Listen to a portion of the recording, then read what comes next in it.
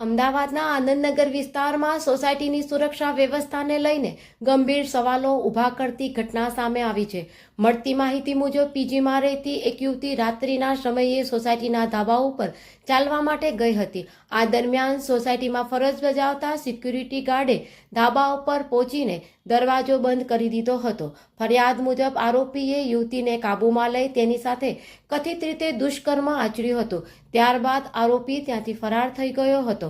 ઘટના બાદ યુવતીએ મદદ માટે બૂમાબૂમ કરતા સ્થાનિક રહેવાસીઓએ દરવાજો ખોલી તેમને નીચે લાવ્યા હતા અને તાત્કાલિક પોલીસને જાણ કરવામાં આવી હતી। પોલીસે ઘટનાની ગંભીરતાને ધ્યાનમાં લઈને તાત્કાલિક તપાસ શરૂ કરી હતી। પોલીસ કમિશનરના માર્ગદર્શન હેઠળ સ્થાનિક પોલીસ, એલસીબી અને ક્રાઇમ બ્રાન્ચ સહિત 10થી વધુ ટીમો બનાવવામાં આવી હતી। પોલીસની ટીમોએ સોસાયટી અને આસપાસના વિસ્તારના સીસીટીવી ફૂટેજ અને આરોપીના સંભવિત રૂટની તપાસ કરી અને ટેકનિકલ તથા અન્ય પુરાવા એકત્રિત કરવાની કાર્યવાહી હાથ ધરી હતી।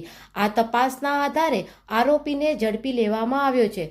આરોપી મૂળ હળદોઈનો રહેવાસી હોવાનું અને છેલ્લા કેટલાય વર્ષથી અલગ અલગ જગ્યાએ સિક્યુરિટી ગાર્ડ તરીકે કામ કરતો હોવાનું પોલીસ તપાસમાં સામે આવ્યું છે।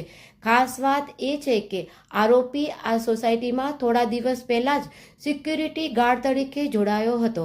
હવે સમગ્ર ઘટનામાં સિક્યુરિટી ગાર્ડને નોકરી પર રાખતા પહેલા તેનું પોલીસ વેરિફિકેશન કરાવવામાં આવ્યું હતું કે નહીં, સિક્યુરિટી એજન્સીએ જરૂરી નિયમોનું પાલન કર્યું હતું કે નહીં અને સોસાયટી દ્વારા કયા દસ્તાવેજો ચકાસવામાં આવ્યા હતા તેની પણ તપાસ ચાલી રહી છે।